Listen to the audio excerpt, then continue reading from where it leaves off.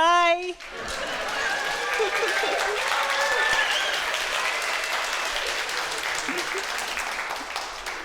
I'm more Beth. LB for short. I'm so glad you're here. Thank you for coming to our show. But how did we get here? No, I'm not talking about the birds and the bees. I'm talking here, now, me here, you there in those seats, watching me here on this stage. Does my hair look okay? It's fine. Okay. So how did I get here? Me, who has dabbled in theater, but I don't have a degree in theater or music or any degree after attending 5 colleges: Tabor, Reedley, Pasadena, Fresno City, Fresno Pacific, more than once. Me, who's had a lifetime of random jobs. I've worked in a shoe store, packing shed, and gourmet restaurant, a bank, TV station, church, printing company, county office of education, selling Tupperware and creative memories. Maybe took some acting skills, but I've never been a leading lady. Me, who in the past 20 years has had over 40 hairstylists. Mina, Galena, Pon, Dawn, and Yvonne, Jackie, Joelle, Amy, Dee, Stephen, and Liz, Susanna, Teresa, Felicia, now Alicia. They all deserve an Oscar. But also, me, who in elementary school discovered a gift for being artistic. Drawing and painting were favorites. I got second place in an art contest for my cross-eyed floppy-eared dog. Me, who in high school discovered the joy of writing songs and poetry. The butterfly. Nature's gift gave it colors true, but closely look, be timid. The wings, like stained glass windows too, have feelings deep within it. Me, who as a grown woman, discovered the healing power of sharing my deep feelings, my words, my stories. I have struggled to find my way, to understand myself, body, mind, spirit, hair. Make no mistake, I'm terrified to be on this stage. Butterflies are going wild. So how did I land here? Time for best and worst. If I were to line up all my school pictures and give awards to my hair, here's how it would go. For the category of Best Picture Day, the blue ribbon goes to my 3rd grade bouffant. I loved it. It was so shiny and so perfectly poofed with a little black bow on top. Runner-up, my 11th grade Fair Fawcett mane. Pretty sure it helped catch the eye of one suave senior boy. The boy I married later. Next category, Worst Picture Day. My 8th grade shag was the worst. The hair behind my ears, the shag part looked like fuzzy caterpillars crawling off my neck. Runner-up, my 6th grade flip. It flopped. I know I might be exaggerating my worst hair days, but there's no exaggerating the pixie I got in 4th grade. I left the salon in tears, devastated. I'd never had hair that short, and my ears felt so naked, so exposed, and my right ear felt big as a bugle. My right ear. You wouldn't notice it, but it sticks out just enough that when I fall asleep at night, it folds forward on my pillow, and I have to fold it back, forward and back, my whole life. And what about my whole life? Big questions began my senior year of high school. You know, those questions. What are your plans after graduation? What college are you going to? Do you know your major? I don't know. It was a toss-up between Bible school and beauty college. That's what my friends were doing. The more important question when graduation came around was, how am I going to wear my hair under my graduation cap? I decided to curl the ends of my long bob all the way around, including my bangs. I still remember after all these years a comment made by a classmate that momentous night. Laura Beth, did you know your hair looks like a bird's nest? No. After high school, I ended up at Tabor College, a small Mennonite school in Kansas, where my father had been a Bible professor. That connection drew me back. I kept a diary, filled it with laments to God about school and love and hair. Got my hair cut today. It's ugly. Yuck. That's how I feel. Yuck. On another page I moaned, are grades really that important? Can't I just get married or something? So I did.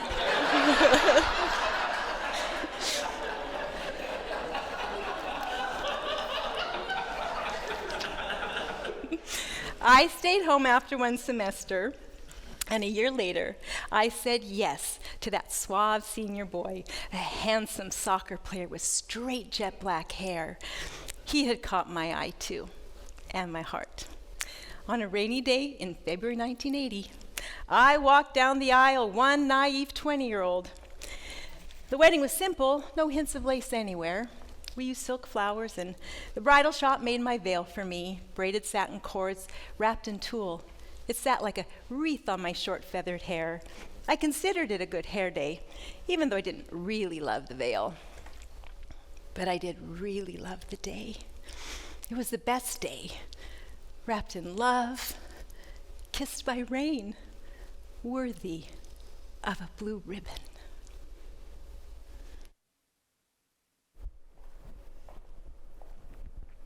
In the winter of 1978, when I was 18, I met a boy. Well, a man, really. He was 9 years older than me, and I really liked him. He needed a little bit more time to decide whether he liked me, as I was the same age as his little sister, his youngest sister. In the spring of that year, I saw a picture of his sister, and she was adorable with great hair. Every wave and strand was in just the right place. Now, all my life, people had talked about my hair. With my very white skin and my very black hair, was something that people noticed. And my hair was wavy and curly and had a mind of its own. It swooped right here and swooped again here, but not where I wanted any swoop. A few weeks later, I met my boy's sister, and she was a wonderful person. She was kind and fun, and most of all, she wanted to be my friend. I happened to be attending the same college as her boy, and so we ended up spending a great deal of time with each other. We became very good friends, and most of the time I didn't think about her hair that much, until one day I saw a picture of her in 7th grade. She had great hair in 7th grade. I was the president of the 7th grade Ugly Hair and Awkward Girls Club. And for good reason. I mean, do you remember 7th grade? It's pretty challenging for most of us, yes? But I need you to imagine just a little bit. I was already at or near my current height and a veritable beanpole. The beauty shop lady called my hair a pixie cut, but it looked more like a bowl cut. And I wore these black plastic round-rimmed glasses circa 1969.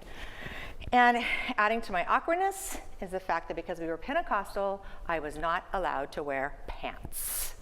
So, awkward in a dress in a laid-back hippie fashion world.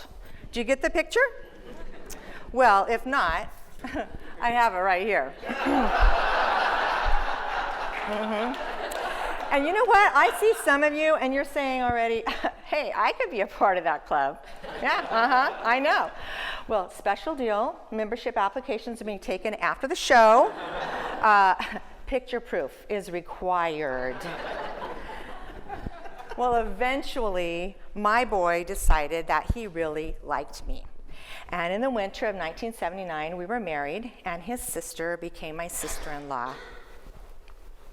I was delighted that she was a bridesmaid in our wedding. In the winter of 1980, she married her boy, and I was honored to be a bridesmaid in return. Because we were newlyweds, my husband and I were on a budget. But hair is important.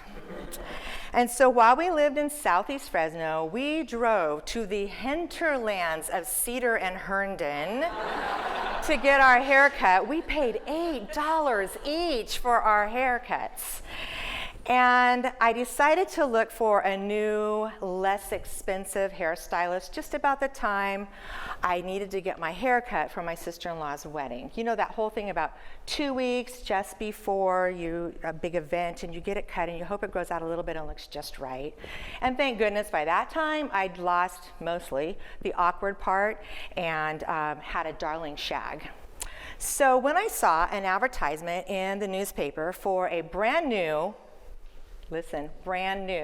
hairstylist just around the corner from my house, I knew that was the answer. $5 a cut. So I called and made an appointment. My hair looked like a hand-push lawnmower had driven over the top of my head. It was awful. It was choppy. It was long and short at the same time. Nothing worked. I tried for a couple of days to try to, push hair around, find that swoop, do whatever I could. It was just awful. And so I called up my original stylist, walked in sheepishly, explained the situation. First she laughed. Then she said, yes, I can cut it, but it's going to be even shorter. No problem, just don't want it to be choppy. My hair had never been so short. It wasn't choppy because there wasn't enough hair left. The swoops were even gone. The next day, I went over to pick up my dress, the bridesmaid's dress that the seamstress had already cut 4 inches off and hemmed. And I had the perfect pair of flats to wear with the simple and beautiful burgundy Kiana dress that my sister-in-law had chosen. Imagine my distress when I put it on and it still dragged on the floor. I couldn't buy new shoes. I'd already spent money on the hair fiasco. And so I grabbed a pair of 4-inch heels from my mom's closet, which made me 6 feet tall. Now, my other sisters-in-law, the other bridesmaids, are not women of height. I'm already the tallest of them all. And no one matched my 6 feet on the wedding day, including the groom and groomsmen.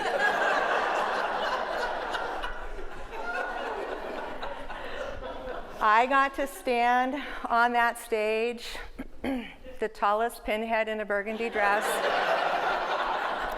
for the entire ceremony and forever in the wedding pictures.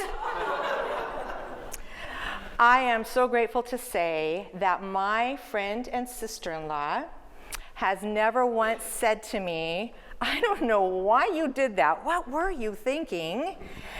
Her love and grace have remained steady throughout the years. We have and still hold a wonderful friendship.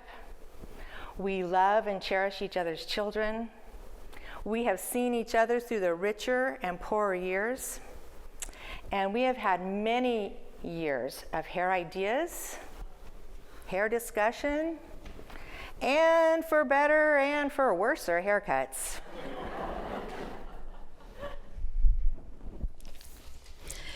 Time for truth or dare. I have a friend named Melody. We met in college and have been close friends ever since. In 2008, I flew to Georgia to visit Mel. Pretty big deal because I'm not a huge fan of travel. Well, that trip turned out to be a bigger deal than planned.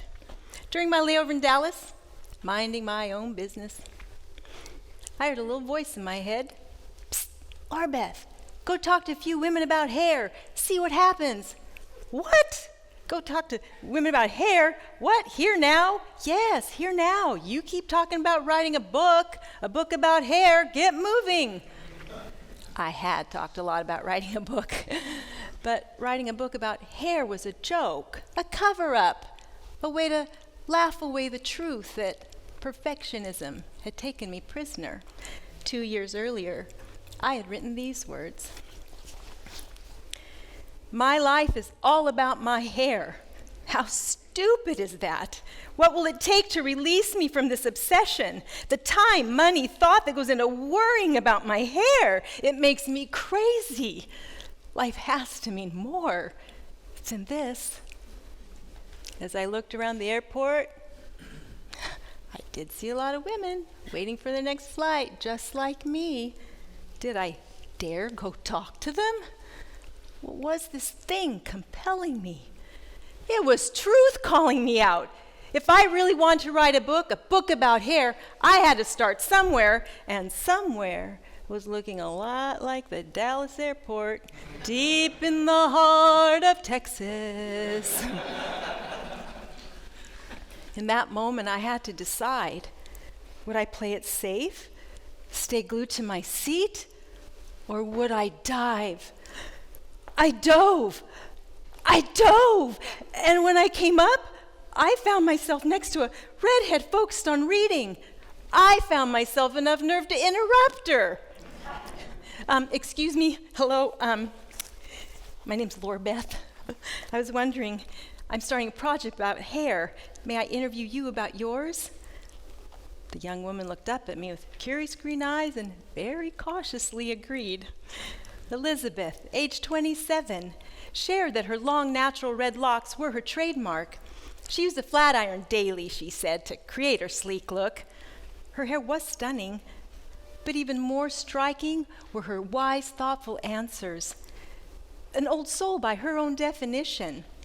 When our interview ended, I thanked Elizabeth, handed her my business card, and hurried back to my gate. In Atlanta, I had a great time with Melody, interviewed her mom, and her daughter. And on the flight home, I interviewed women sitting by me on the plane. When I got back to Fresno, my heart was full. And you know what happened next? Nothing. Nothing for over a year, until one day a surprise email from Elizabeth. She had kept my business card. Hi, Beth. I thought you'd like to know I cut 13 inches off my hair. She wanted me to know? She wanted me to know. Elizabeth inspired me to dive again. And soon after, the Fresno HAIR SHAIR project took off. Over the course of 2 years, 100 women trusted me with their stories. And I can't even begin to count how many off-the-record conversations happened, almost daily, women and men. Oh yes, men have stories too. Like the man I met at a soccer game who said his mother, a stylist, had been the only one to ever cut his hair. She was teaching his wife the craft, passing on the baton of scissors. Conversations happen in coffee shops and restaurants, offices and living rooms. I made new friends in places like Target and Hobby Lobby. And there were outdoor conversations. There were picnic tables, Adirondack chairs, and park benches. My interview notes and personal journals piled high. The plan was to weave my discoveries together into a book that would inspire and encourage the reader. All along the way, I heard that voice. Psst, Beth, don't stop. Keep moving. See what happens next. I kept moving, compelled, and all along the way, friendship happened. Old ones deepened, new ones blossomed.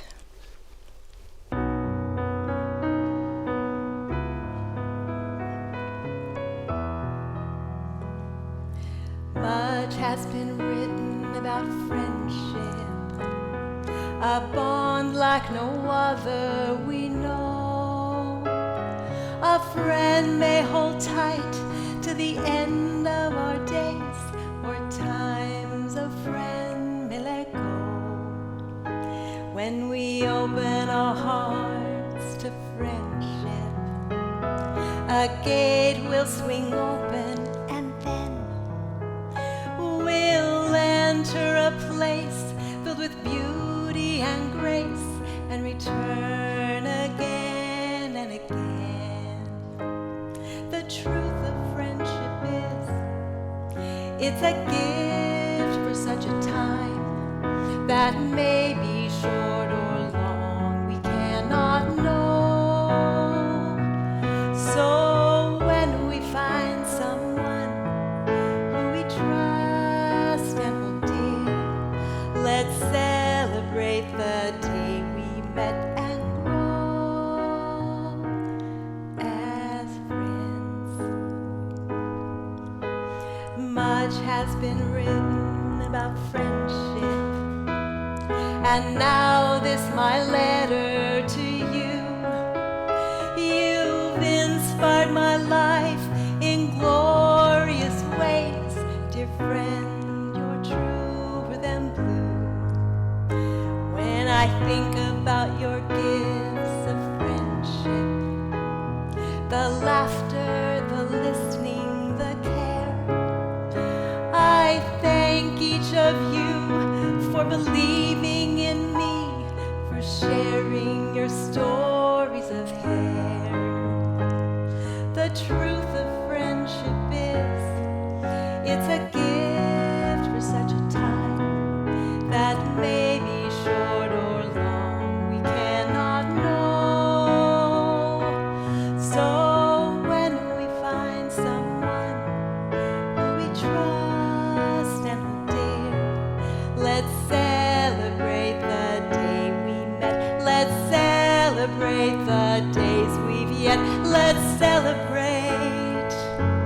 the gift of friends.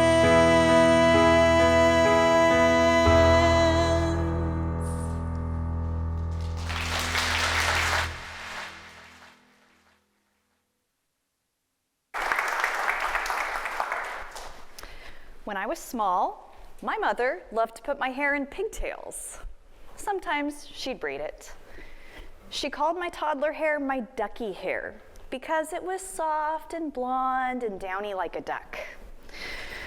Growing up blonde never quite felt right to me.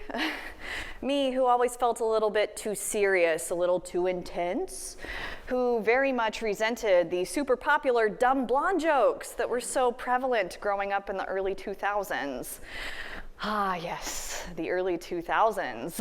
It was a time of Paris Hilton and That's Hot, spelled with 2 T's, H-O-T-T, hot. Hot was tall, attractive blonde people with blue eyes and pointed cheekbones and defined jawlines and long torsos.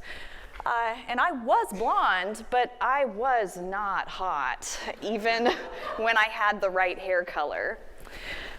I was just a little soft for hot, kind of small doe eyes and meek round cheeks and undefined jawline.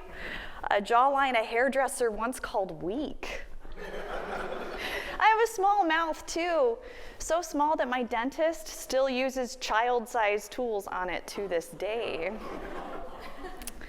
College was the first time someone called me pretty.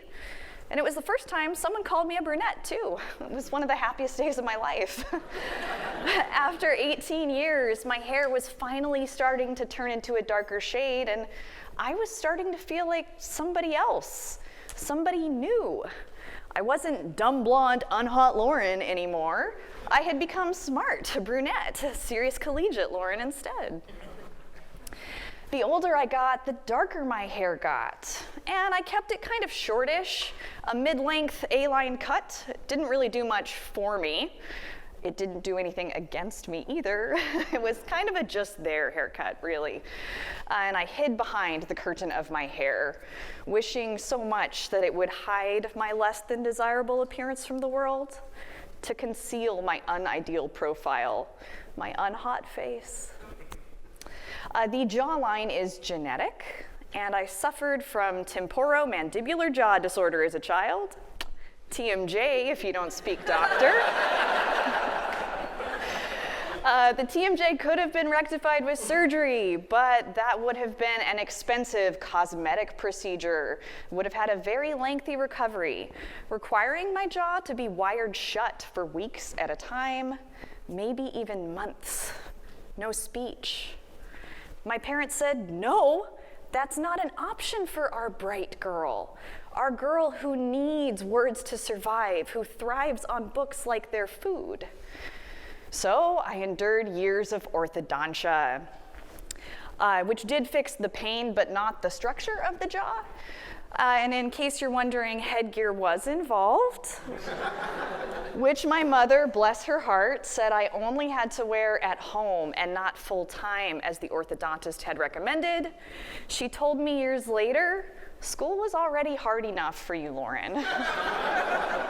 From the bottom of my heart, thank you, Mom.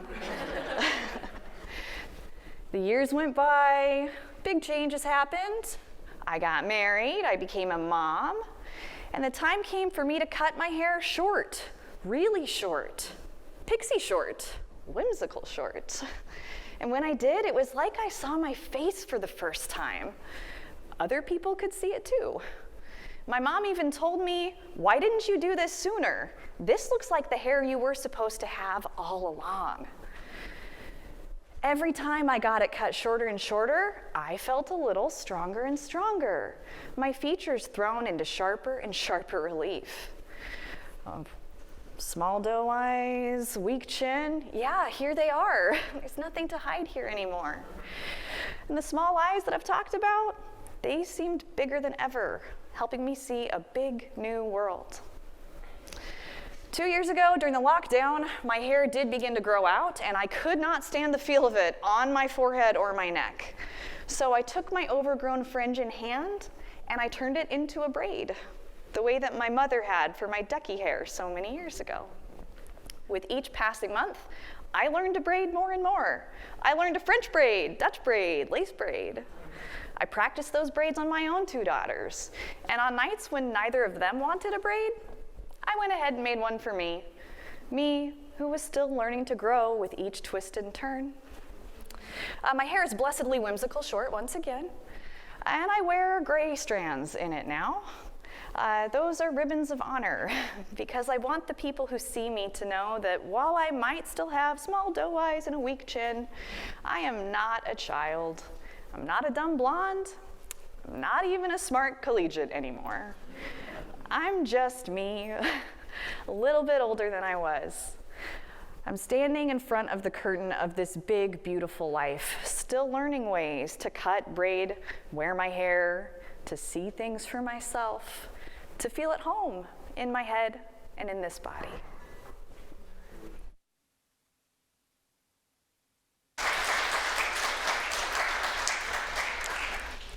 A time to laugh and cry.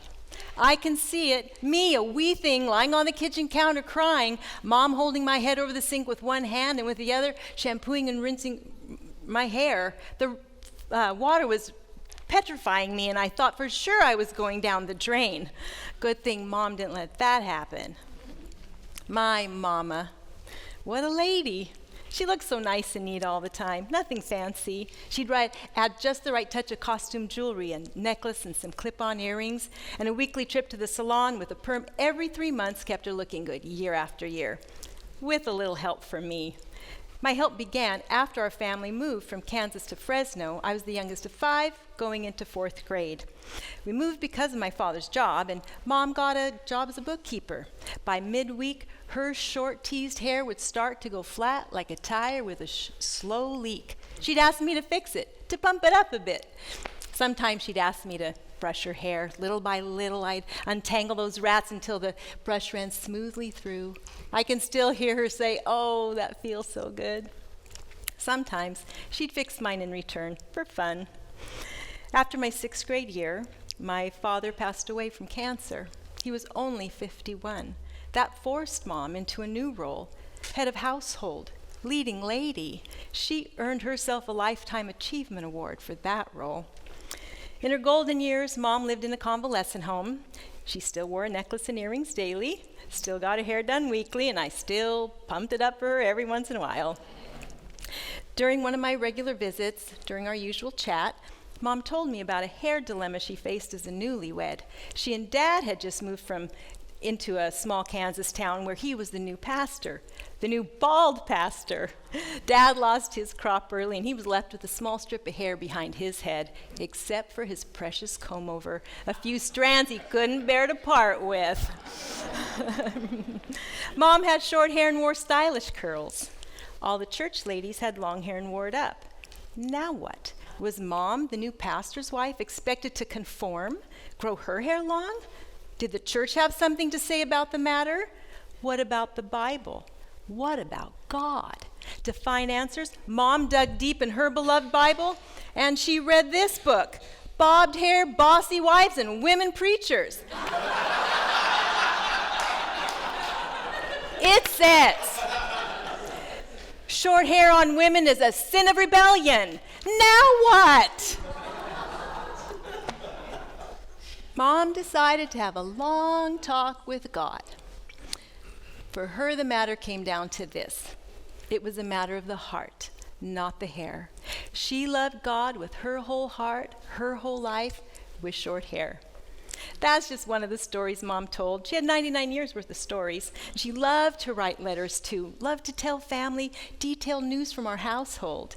Details like, I cut Laura Beth's hair now, makes her look so grown up. Her hair looks like it has a natural modern ducktail look. My mama, what a lady. She left hundreds of letters, including photos, documents, memorabilia. She was an archivist at heart, an expert at capturing memories. I'm capturing a few of my own.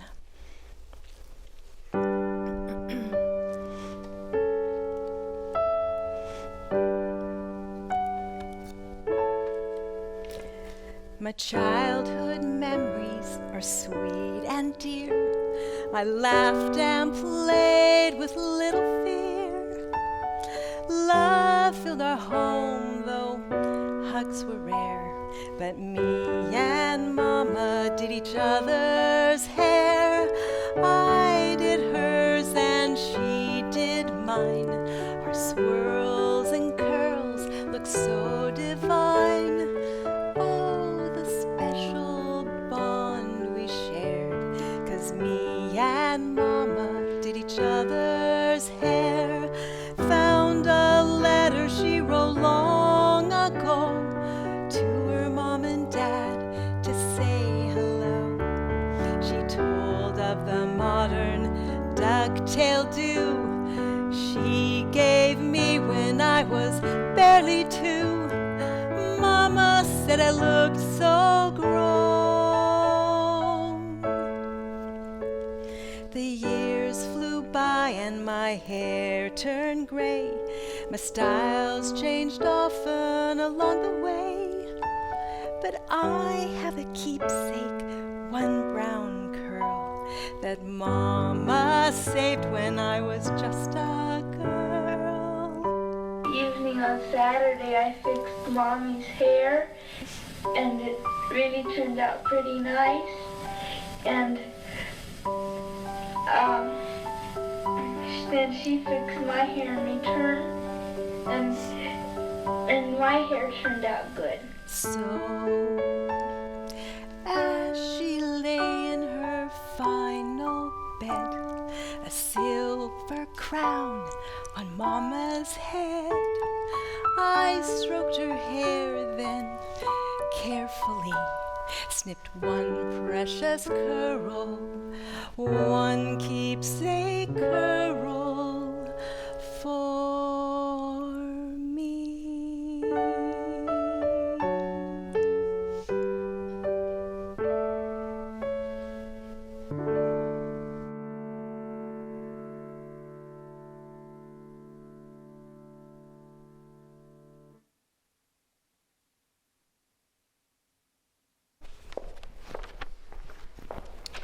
Dear Grandma, sure wish you were here.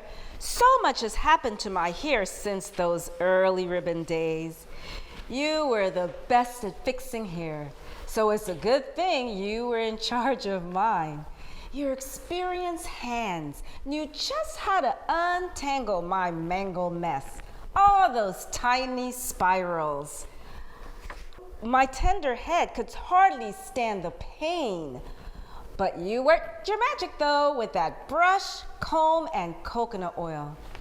The sweet smell of coconut takes me back to the island, to Trinidad. No shortage of coconut oil there, and you knew just how to use it to soften each strand. Then you would take those strands and form big round puffs, one on each side of my head. And then the ribbons, big, bright, beautiful blue ribbons. Not silky or soft, but firm, just right for keeping a bow. And then you would put in your finishing touches and make sure everything was in place, and I would walk out the door beaming from ear to ear, ready to join the other little girls on the island, knowing that whoever had the biggest, brightest bows were the most beautiful. Grandma, remember the 60s? It was all about Black pride and natural hairstyles. And someone convinced you to step aside so that she could do my hair. When she was all done, I looked in the mirror and I couldn't believe what I saw. My hair was plastered to my head in tiny braids and no ribbons. I did not walk out of the door beaming that day, and people stared. When I got to school, someone said, "Is she allowed to wear that style to school?" I couldn't wait till you took the braids out. Not long after that, we made our big move to the United States of America, and you kept on doing my hair with my beautiful ribbons. But none of the other children at school wore them, and their hair was not natural and curly, but straight. How was this possible? All of a sudden, my hairstyle and ribbons just made me stand out and made me different from everyone else. And secretly, I would take them out when I went to school and slide them back in when I went home. I sure did miss you, Grandma, when you went to live with my younger cousins and the mantle of my hair care was passed on to my mother. Mom worked long hours, so out came the hot comb. The comb sizzled on the fire, heating up until smoke came out, and then applied to small sections of my hair. My mom was very careful most of the time, but sometimes she would get too close to the scalp. Boy, that would hurt. But the results were amazing. Straight, shiny hair, just like my friends. But when Mom got tired of the hot comb sessions, someone convinced her to chemically straighten my hair. It will be so much easier, they said, and it would last longer, they said, and stay straight when wet. So I ventured into the world of chemically straightened hair. My friends had already engaged in this process, and now they accepted me into their conversations about our hair. But this process only left my hair breaking and falling out. I was a long way from ribbons. The years between high school and college were a blur. But after graduate school, I got married, and when I found out that we were expecting our first child, my life changed. And so did my hair journey. I decided no more chemicals. I went back to my island roots, Grandma. And now my hair felt soft and healthy for the first time in a long time. Grandma, both of my daughters have mountains of hair. And like you, I have put my hands in their hair and bonded with them over the years. And now I've embraced my gray hair with curly extensions, and I'm satisfied. I owe it all to you, Grandma, and I can thank you for that. And I'll always remember the ribbons.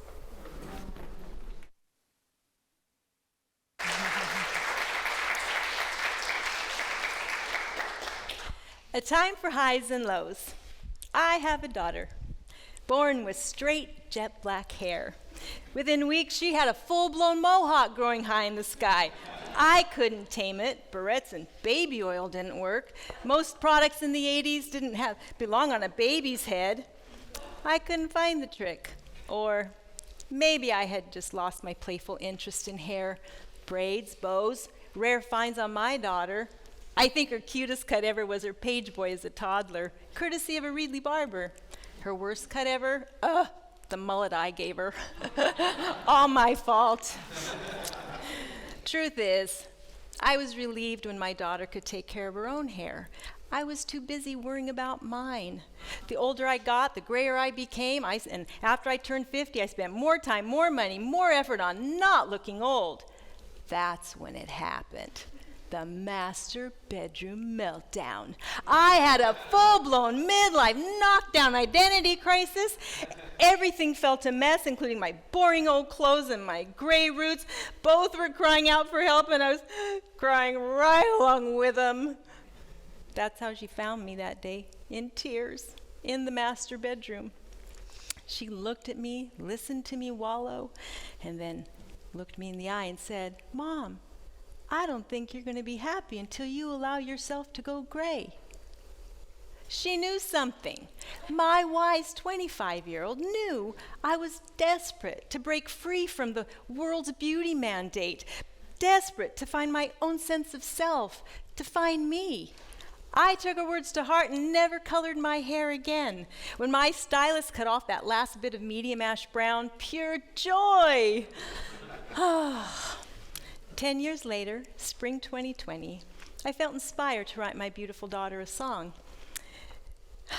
My 3 kids knew I enjoyed writing songs, but this would be my first for one of them.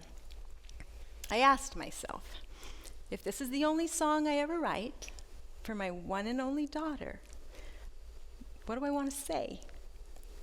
What do I want her to know? For days I pondered those 2 questions, knowing we'd had some ups and downs. We'd had some highs and lows. Finally, I found answers to my questions, and I wrote my daughter her song. I couldn't wait to tell her. We hadn't talked in a week. I'd been too focused on writing. But when I tried calling her that Friday morning, that first Friday of April, she didn't answer. She was at community hospital. She'd been taken from her apartment to emergency, unable to speak or move. And we had no idea why. We spent that whole first night in the parking garage waiting for answers. Doctors ran test after test. Results kept coming back, showing a healthy young woman. But something had happened in her brain. Doctors were baffled when she tested positive for COVID. We were stunned. And when she left the hospital 1 week later, one painfully long week later, barely beginning to walk and talk again, doctors called it a miracle. It was. She was. Our Easter miracle. The recovery was long, and she isolated for a month in our master bedroom, the same room where she had shown me love and care those 10 years before. It was time to return the favor. The room stayed hers all summer, and by the end of August, her hair had thinned. She asked me to cut it, and she said, "Remember, Mom, it doesn't need to be perfect."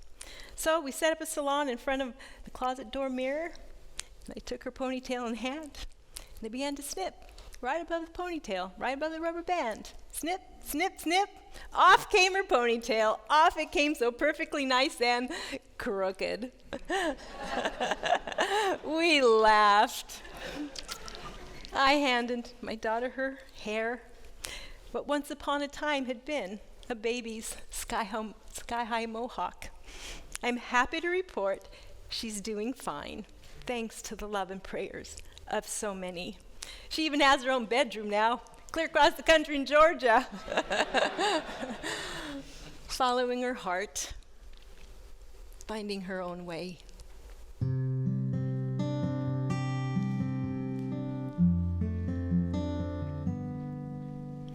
Dear, dear daughter, I took your small hand in mine, hoping to show you the ways of life.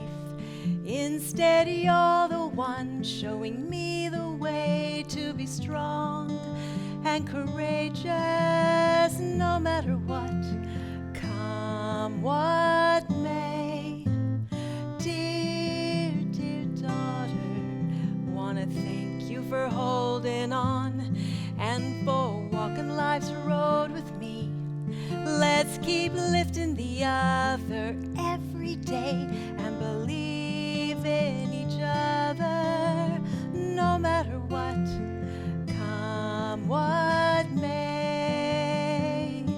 'Cause we both know it's hard to grow when the world shouts, be this, not that. We both know it takes strength, and so we cry out to God above, please help us find our way. God above, why are we here today? Why are we here? Why are we here? For love, we're here for love, and I love you, dear daughter. No matter if we're right or wrong, no matter if we're weak or strong, I love you, no matter what, come what may.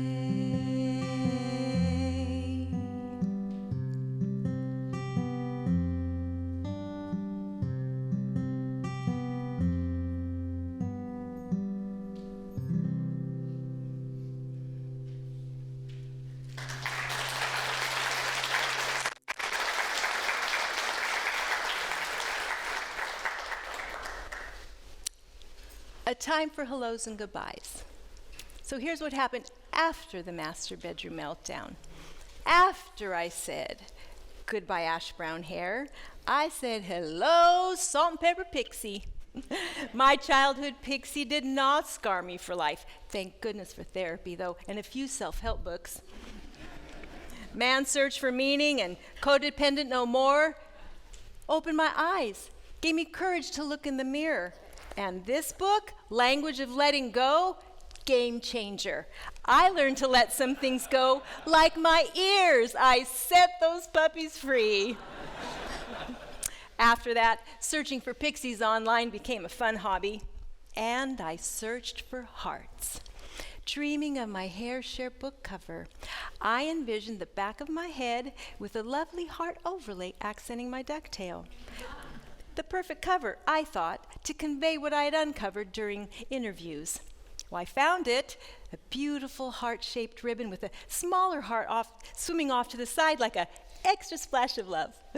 And guess what? When I placed the heart over my photo, that extra splash landed right on my ear, my right ear, the one that's my floppy one. The one that folds forward and back every night. It's as if it was saying, your ear's a gift of love. Well, me and my pixie spent quality time together a few years, but short hair is demanding, so time came for another change. hair. Sometimes short, sometimes long, sometimes straight, sometimes curly. There's a time for childhood ribbons and a time to go gray. There's a time to draw back the curtain. There's a time to stand tall and embrace the awkward. The topic of hair was teaching me. There's a time for everything.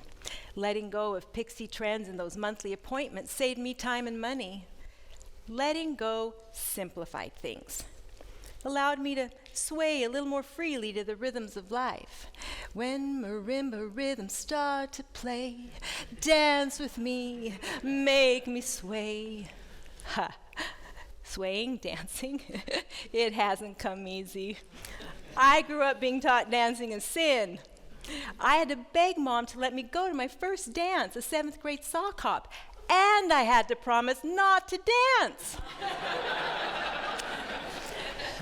I kept my promise the first time. The next time, I couldn't turn the boys down again. But when I got home, guilt. I confessed and Mom cried. I'm sure she thought I was going down the drain. Her worst fear when our family moved to the heathen state of California. Oh, but she knew I had rhythm. In one of her old letters, she wrote about me swaying my German-Dutch bottom in rhythm to music on the radio. She called me her little plumatoot, whatever that means in Plautdietsch. So, truth is, I've never felt comfortable on dance floors. But as I'm trying to learn to let go, trying to sway a little more, I'd like to take this moment and say, hello, little plumatoot.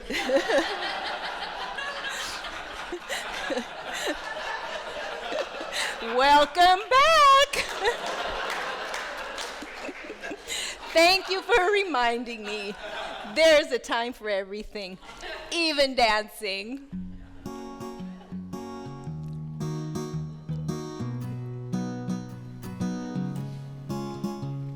The rhythm, they say, will get me someday.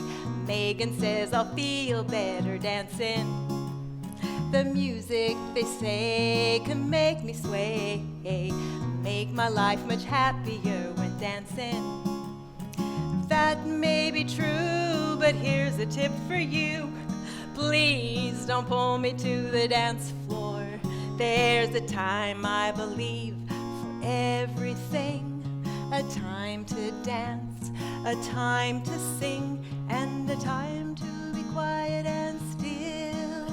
So I'm gonna let the music move me when it will. Shabop, shabop, shabop. I'm gonna let the music move me when it will. Shabop, shabop, bop, shabop. The rhythm, they say, will get me someday. Those handsome brothers got a spell on me. The music they play has a magical way of setting both my feet and spirit free. That may be true, but here's a tip for you. Please don't pull me to the dance floor. There's a time, I believe, for everything. A time to dance, a time to sing, and a time to be quiet and still. So I'm gonna let the music move me when it will. Shabop, shabop, bop, shabop. I'm gonna let the music move me when it will. Shabop, shabop, bop, shabop. I'm gonna let the music, I'm gonna let the music, oh, I'm gonna let the music move me when it will. Shabop, shabop, bop, shabop.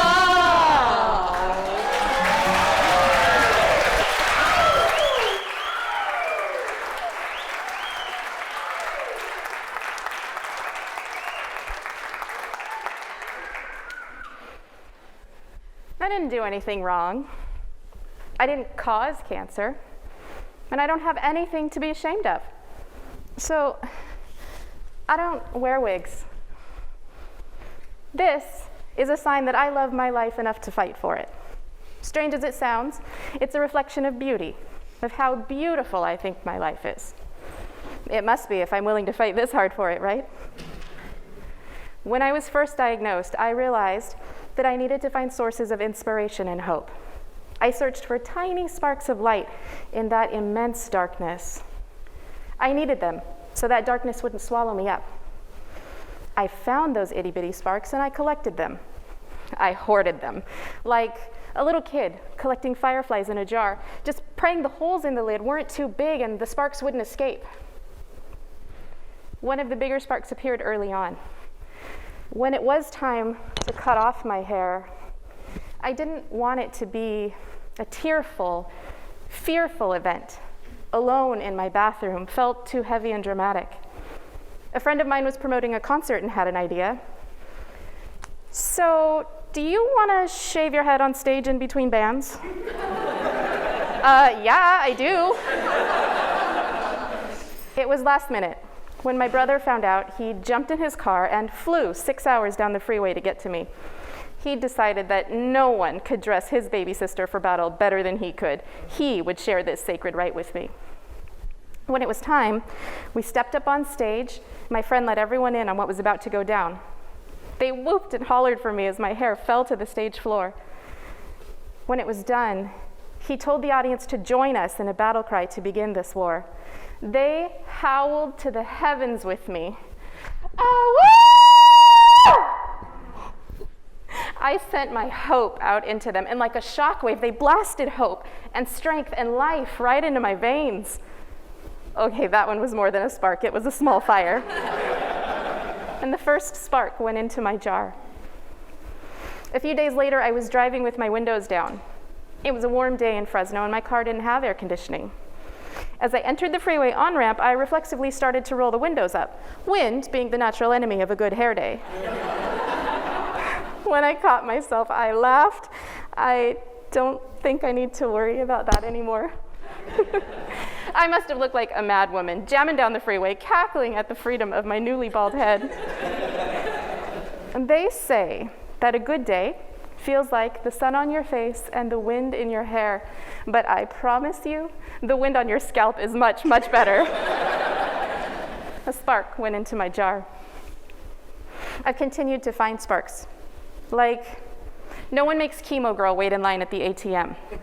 Oh, you go on ahead, honey. The butcher at my grocery store lost his sister to cancer. So when no one's looking, he marks my meat packages down to help me keep my proteins up for cheaper. Anything to help you win, he says. Little things like that happen every day. Sparks go into my jar. You do lose a lot of friends when you go through something like this. It's just part of the deal. This monster attacks everyone around you. Not everyone can face the possibility of slowly losing someone they care about. Not easy to have plans constantly canceled due to good days and bad days. It can be terrifying to look at this baldness and be forced to think about death. Who chooses that? I can say with 100% confidence that those who stuck with this baldy love me.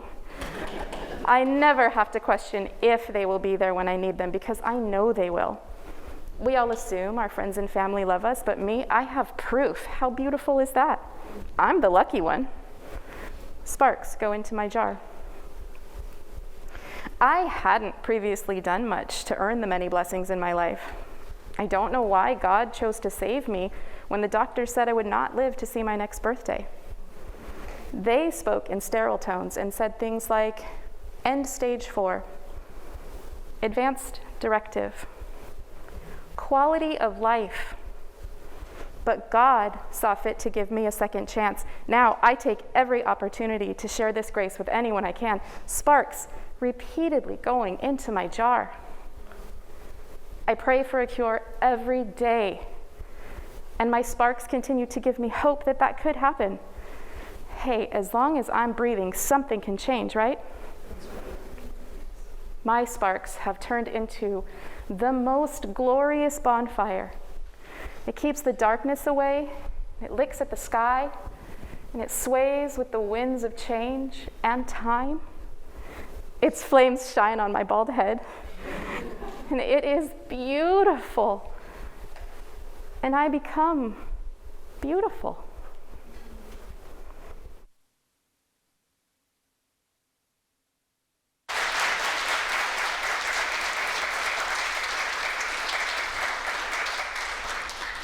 The time for giving and receiving. Winds of time and change. One season ends and a new one begins, sometimes with surprises. The closer I got to 60, the more curls. My hair was throwing me a surprise party. Always knew I had waves, but never curls like these. I thought they'd be easy breezy. Not really. Curls can be dry and frizzy, and each one has a mind of its own. They need tender, loving care to find their happy place. I tried straightening them a few times, but when I looked in the mirror, I didn't see me. So I gave myself a gift. No more blow drying with big round brushes and no more flat irons. I embraced being an all-natural curly girl. September 2019, I celebrated my 60th milestone birthday, a season of wonder, as in, I wonder what life will look like after 60. I wonder when I should retire. I wonder how I should spend my precious time.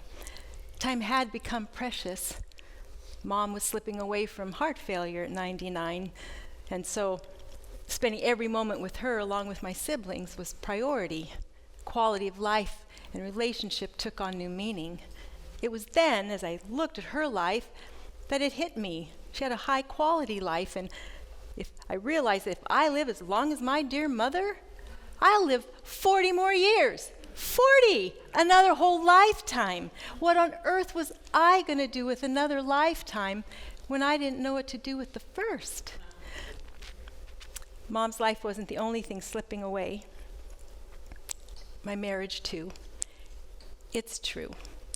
My husband and I had allowed our relationship to go dormant, grow cold, however you describe it. We weren't in a happy place. Both guilty on various levels, and on one level, truth is, I was jealous. Jealous of watching him get up every morning to go do his thing. Evenings, weekends, doing his thing. He is great at his thing. I supported it, got involved in it, got lost in it. Where was my thing?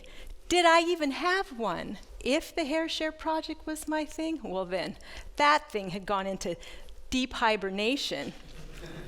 My computer was loaded with research, and so was my closet. Bins and boxes filled with photos, planners, index cards, interview notes, magazine and newspaper articles, all of it wondering, what happened to Beth? Will she ever write her book? The 2019 holiday season was rough. Mom did die. My marriage felt like it was dying.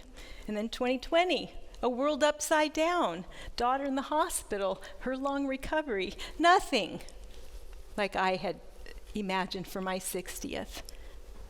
But something was happening that dark winter. Seeds planted through the years started to sprout. A chance encounter with a friend turned into a question. If not a book, could the project become a performance? And then the same question that propelled me forward that day in the Dallas airport. Do I dare? After having seen a friend and coworker on stage tell her story, yes, I dared. Her spark inspired me, helped me believe I could do the same. Conversation started to flow. Ideas started to fly. I almost couldn't keep up. I captured them on Post-it notes, and they landed on my door and desk and wall. Before I knew it, my little craft room looked like a butterfly sanctuary. Yellow butterflies everywhere. Nature's gift gave it colors true, but closely look, be timid. The wings, like stained glass windows too, have feelings deep within it. The time to be timid was over. I pulled my research down out of hibernation and made a big, beautiful mess. I searched for what memoir meant. In Shimmering Images, it talks about memoir, looking back at a slice of life, just a slice, and the stories it holds. How would I choose and craft my slice for the stage when all I knew how to do was write for the page? There had to be songs, just like in the musicals I'd loved growing up. Music Man, Carousel, Oklahoma, Cinderella. And more recently, The Greatest Showman, Showwoman, a memoir with songs. But who would write them? I had written some songs once for a children's musical, but that was church. And almost 30 years ago. This seems so much bigger. Could I do it? As I worked away in my little craft room, I kept thinking about the art of memoir, how the storyteller seeks truth to make sense of life, how our stories connect us, reminding us we are not alone. The deep feelings hidden in these stained glass wings transformed into this thing from seeds of creativity and hope, like the hope of spring when birds and bees and butterflies do their thing, their beautiful thing, their beautiful act of giving and receiving. A musical memoir come to life, pollinated by others, meant to be shared here, now. And for some unknown reason, the topic is hair.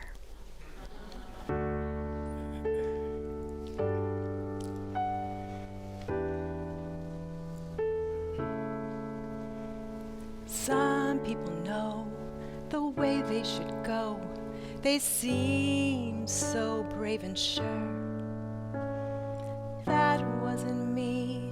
I couldn't see which way I should turn. So I wandered around year after year, tossed by winds of change. But now when I look back, I choose to see beautiful footprints left by me. I was given life so I might live,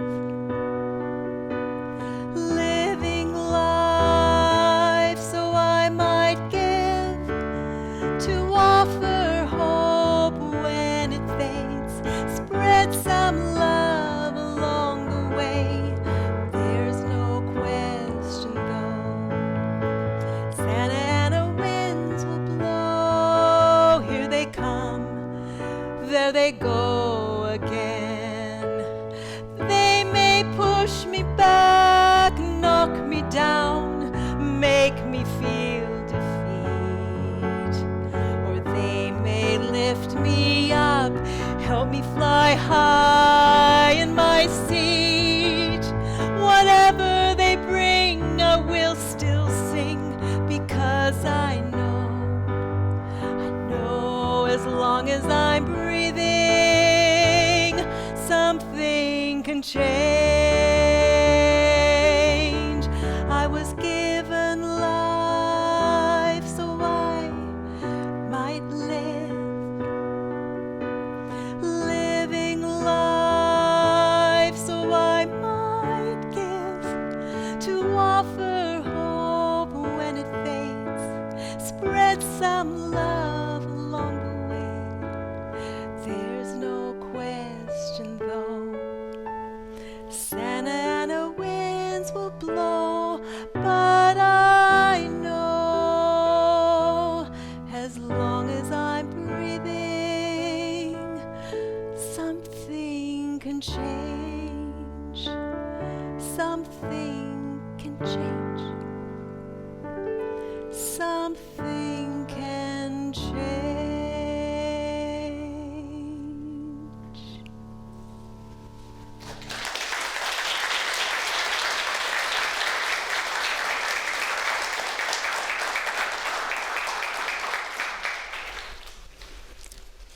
I'm happy to report that rough winds did not blow our house down.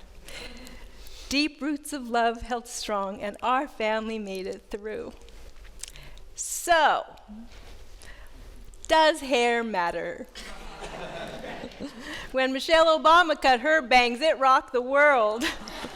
She called it her midlife crisis moment, and her bangs even got their own Twitter account. Everyone I know has a hair story. During interviews, if a woman wasn't quite sure where to begin, all I had to say was, think back to school picture day. In second grade, Katie got gum in her hair right before picture day, and she cut it out, leaving an inch tuft on top. I heard a story about a woman who, as a teenager, wrapped her hair around orange juice cans at night to straighten it.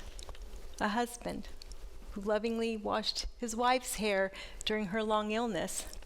One woman dyed her hair psychedelic blue in grad school, eager to leave behind her goody two-shoe days, her first brave step on the path to self-discovery. I heard, there was a mom who wanted a curly-haired daughter. She gave her 15-month-old toddler a perm. The daughter who told me that story said, "How did I sit still? And the smell." I heard a story about 3 generations of women, a grandmother, mother, and daughter, who all went to the same stylist, Adeline, their friend, their confidant, a cherished member of their family for over 40 years. Stories, moving from head to heart. Stories like ribbons, connecting us, creating a thing of beauty. Lana, Sheila, Kit, and Lauren. And I can't even begin to count how many others made this possible. Award ribbons for all. So now what? Will there ever be a book? I don't know. All I know is that there's a voice in my head that keeps whispering, "Psst, Laura Beth, don't stop, keep moving. See what happens next."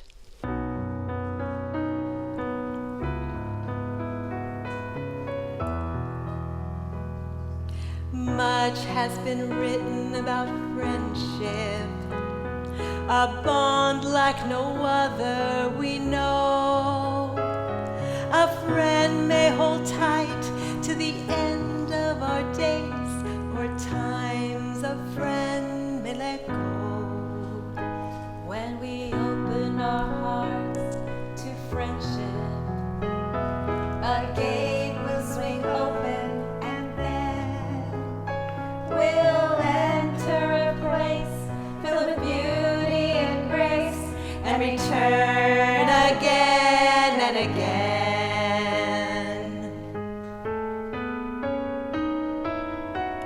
The truth of friendship is, it's a gift for such a time that may be short or long, we cannot know.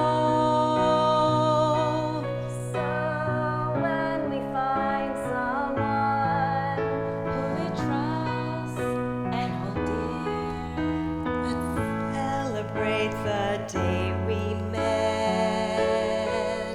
Let's celebrate the days we've yet. Let's celebrate, celebrate, celebrate, celebrate.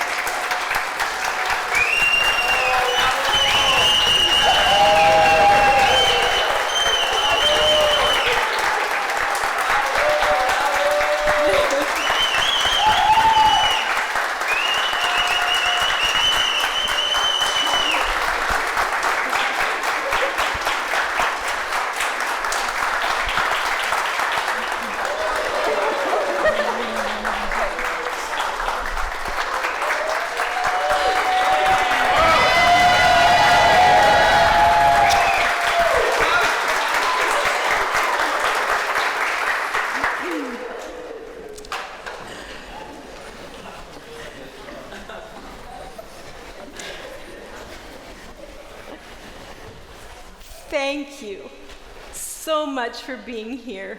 It is an honor to have shared this experience with you. And we now invite you to join us in the lobby to experience that exhibit, and we will be out there to meet with you. And again, we're just so honored that you were here to share this. We will see you out there shortly. Thank you.